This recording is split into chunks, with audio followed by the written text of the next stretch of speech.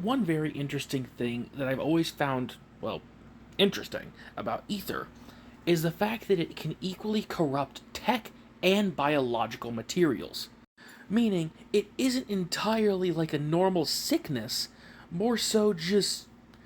Honestly, ether really reminds me of radiation almost, like radiation poisoning. Because just like with ether, radiation can both linger on organic and non-organic materials. Obviously, this is just a more extreme sense of that regard. And while we're on that topic, what decides what type of ethereal you become when you get corrupted? Because a civilian like this can turn into one of those boss ethereals with the sword and shield, whereas other civilians will just get turned into the fodder foot soldiers. So I gotta ask, if you have one of the agents get corrupted, are we gonna have another Pompeii situation?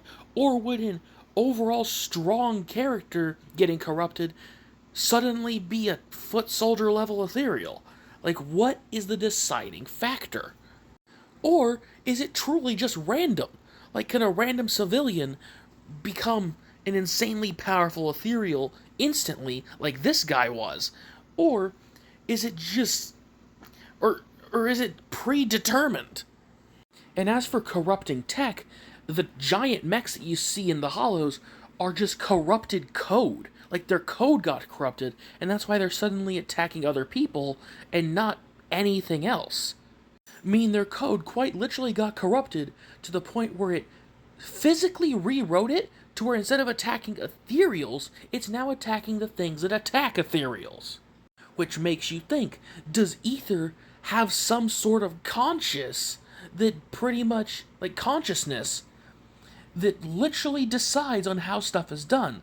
Like how there's the doppelgangers that are literally the Hollows remembering certain characters for their own benefit, and everything else that I've mentioned so far. The Hollows are such a scary and unpredictable place because, again, they're unpredictable. Because one second, a normal civilian will turn into a normal foot soldier, next you have a boss level from the same group of civilians.